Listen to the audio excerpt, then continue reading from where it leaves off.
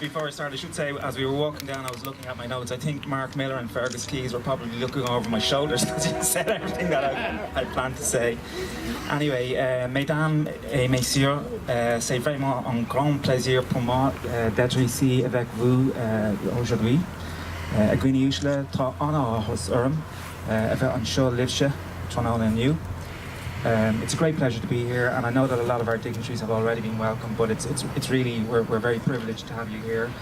And in particular, as a native of Dublin City, if my accent doesn't give it away, I'm particularly pleased that the Lord Mayor of Dublin has been here. I'd like also in particular to single out the chief of the Mohawk Nation of Kanawake for being here. So really welcome back to you. It's fair to say that the famine in the Irish language on Gurta Moor, or the Great Hunger, is probably the most important chapter in our national history. It's certainly the most tragic and the saddest. And if you think about the numbers involved at the time, from a small island nation, it is confidently estimated that 1 million died and that 2 million left. And that was devastating for our national population. Many of those boats on what was an exodus of biblical proportions, many of those boats sailed west.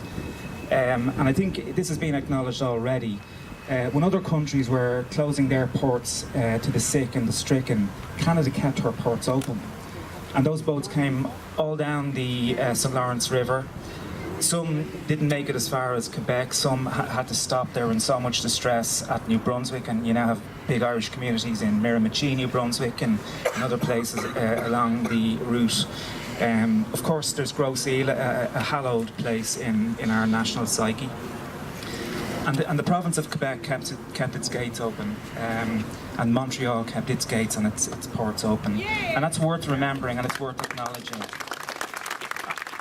And while the famine is very much an Irish tragedy, I don't think it's exclusively an Irish story, because as soon as those boats took to the high seas, very soon thereafter, a wider cast of characters came into play, and this is being touched upon. These were the first responders faced with this deluge of sickness and death as these boats came to port, and scrambling to erect fever sheds, to dig graves, to feed and to tend to the stricken.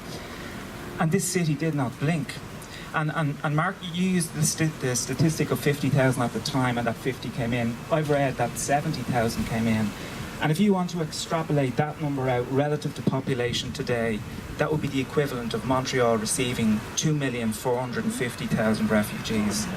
So that's an extraordinary response in the face of a great unfolding humanitarian crisis. And it's something that's a chapter of this city's history and should not be forgotten.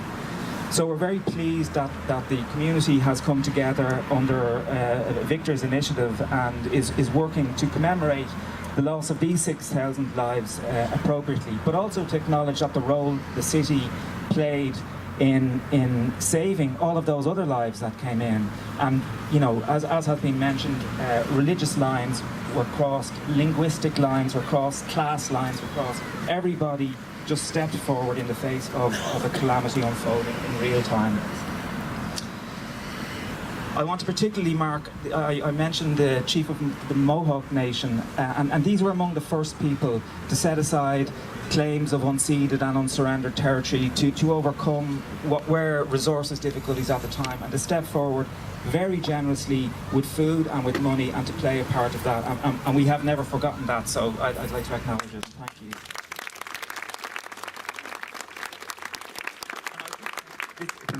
It's a very short speech, so I'm coming to the end of this. I do want to acknowledge the work that Victor and all of those in the Irish community have played while we get our thinking straight on how to appropriately commemorate this chapter in our shared history.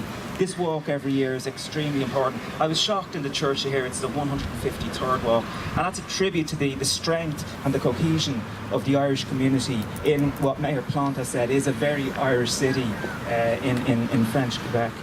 So well done, Victor, and keep up the good work, and the embassy always stands ready to work with you. Good of me to Margaret.